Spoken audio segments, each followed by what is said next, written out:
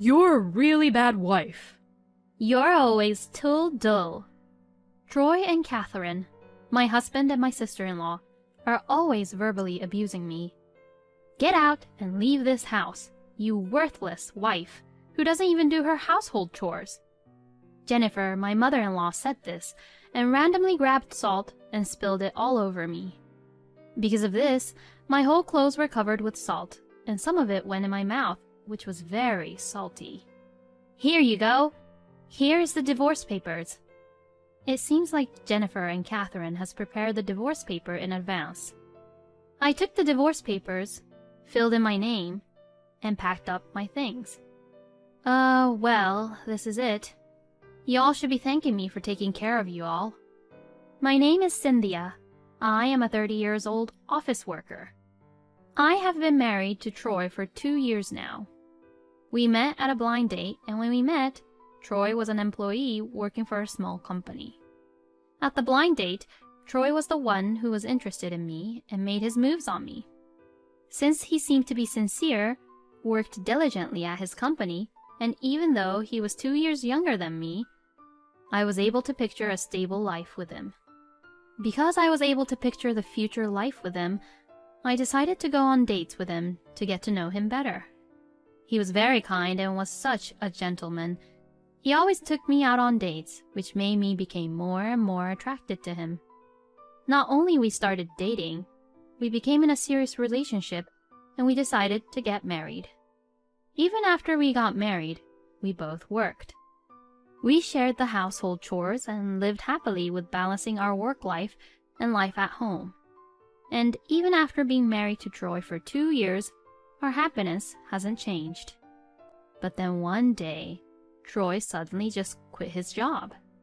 Why did you quit your workplace so suddenly? Because I realized that I am not an office worker material. With that kind of reason? What do you mean with that kind of reason? Cynthia, I thought you were on my side all the time. What? No, that's not what I meant. Of course, honey, I'm always on your side, but I just wanted you to discuss these kind of matters to me before you make any decisions. Oh, my bad. But I just wanted to quit right away. Troy said this as he was scratching his head. I was very much surprised because I had no idea that my husband hated his job this much to quit right away so suddenly.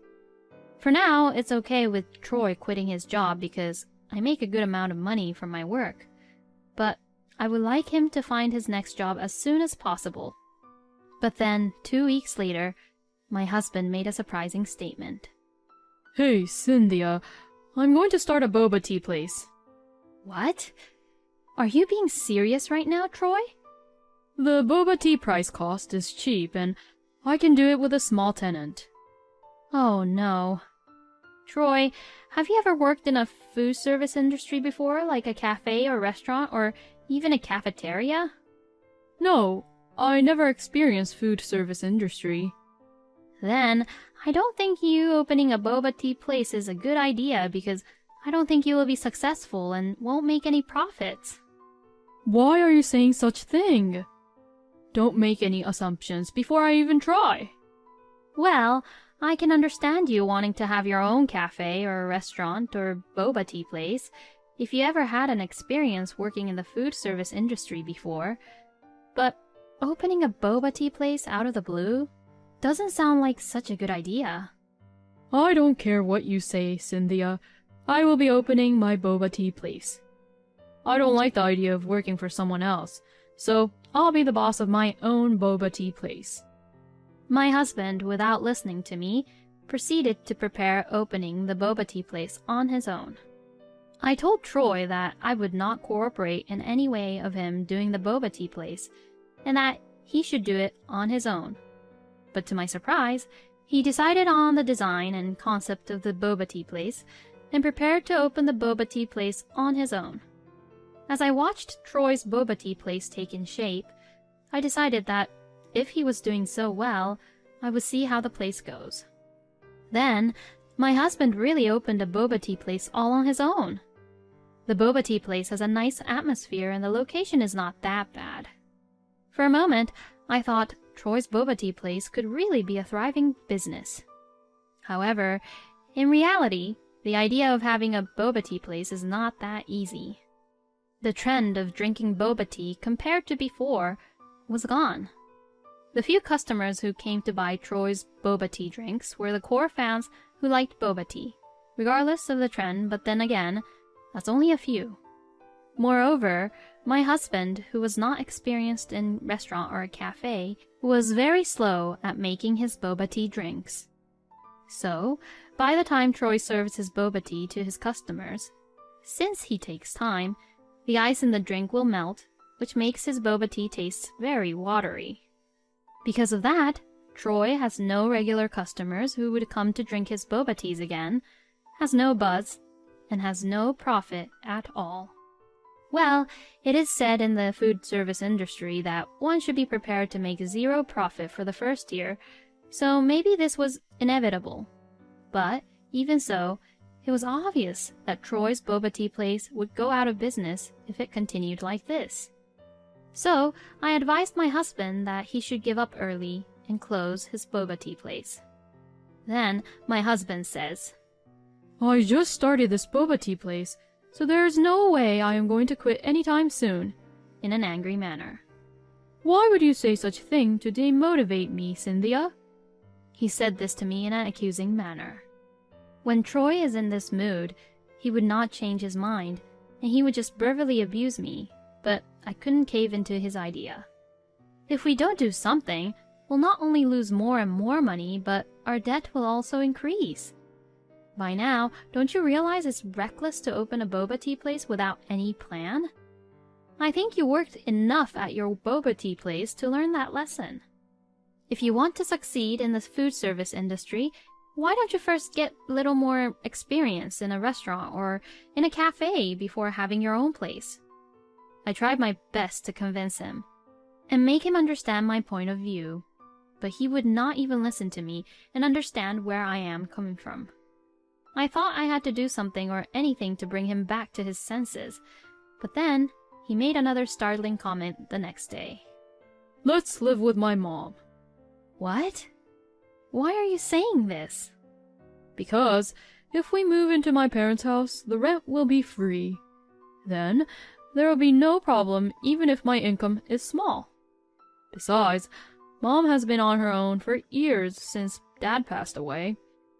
I'm thinking of moving in with her as a way to take care of her. By saying this, Troy was trying to persuade me into living with his mother. But, to be honest, I was not very keen on the idea of moving in with Jennifer, my mother-in-law, because Jennifer was very cold and mean to me. I had been to Jennifer's house for the holidays, such as Thanksgiving and Christmas, but every time I visit her, she only behaves as if she hates me. Well, I have never been severely mistreated as a Troy's wife, but I knew that it would be a lot of trouble if I started living with Jennifer. However, Troy showed no signs of caving in to the idea of not living with Jennifer. Besides, if my husband really decides on continuing to run his boba tea place, since he won't be making any income soon, we won't be able to afford our living expenses sooner or later. Thinking money-wise, it would not be a bad idea to live with Jennifer. When I compared the pros and cons of this situation, I thought there were more pros than cons, so I caved in and agreed to Troy to live with Jennifer for now. And so life of living with Jennifer began. I was immediately faced with Jennifer's bullying. Cynthia, don't just stand there and do nothing. Get on with the cleaning, laundry, and cooking. You are such a slowpoke. You're the wife of the owner of a boba tea place, so you better get your act together. Jennifer's angry voice suddenly echoed through the house. I didn't think I would get yelled at from the very first day of living together. I was already feeling not good about this situation and had only bad feelings about living with Jennifer. Troy was just looking unconcerned and oblivious about this situation, even though it was very obvious that I was in trouble and needed help and support from him. And there was one more person who was mean and annoyed me at Jennifer's house. It was Catherine, my sister-in-law. After I moved into Jennifer's house, I found out that Catherine got divorced from her husband and started to live with Jennifer with her child, Elizabeth. Therefore, we were not only living with Jennifer, but also with Catherine and Elizabeth. Cynthia, why is there no ice cream in the fridge? That's because your daughter ate 2 yesterday, didn't she? What? I'm not asking you that. Get the hint. I'm saying that you should go get more ice cream when you know that there isn't any left in the fridge. You're a really inconsiderate wife. Catherine and Jennifer both complained and picked on me about anything they could find to do so. My husband is the same as ever, ignoring Catherine picking on me and being mean to me. Troy had no say in it and just seemed unconcerned. He should be worried and should take care of me because it was his idea to live with Jennifer. So, I would glare at him coldly. But my husband was relaxing on the couch, paying attention to his phone, and paying no attention to me. Within a few days of moving in together, my frustration was already near my limit. And I learned later that Jennifer's house had a 35-year mortgage, and Jennifer still had loan payments to make. Yet, Jennifer nor Catherine does not work at all. They are currently paying their loans and mortgage from my father-in-law's inheritance and pension, who had passed away a few years ago. If Jennifer was living alone, she could manage to pay the loan. But now, since that Catherine and Elizabeth is living with her, paying off her payments have become much more difficult for Jennifer. Therefore, Jennifer said, "If you are going to be living with me, you should put some money in the house," to me. I agreed to Troy about moving into Jennifer's house because he said there would be no rent. But since we have to pay the rent, I feel pointless to live with Jennifer. Furthermore, Jennifer demanded, "I want you to pay for our living expenses as well, so you have to put in about $2,000 per month."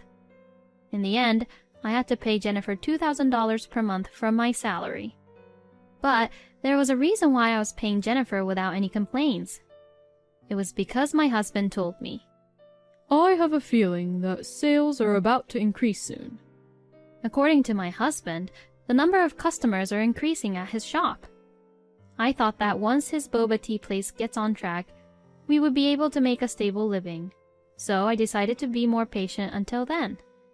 So, for the upcoming 3 months, I was very patient. In the meantime, Jennifer and Catherine continued picking on me and being mean to me. Since I was about to reach my limit, I decided to sneak out and visit my husband's boba tea place unannounced. But, to my surprise, there were no customers there. I watched his boba tea place from a distance for a while, but there was no sign of any customers at all. Maybe my husband was lying.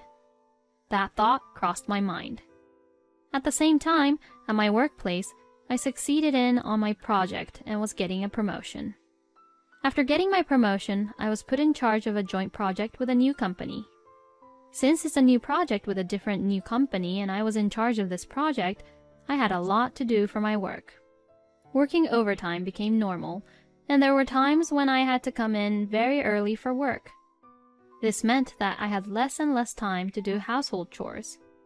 If possible, I wanted Jennifer and Catherine, who are always at home, to do the household chores, but they stubbornly refused. Household chores are for the wife's job.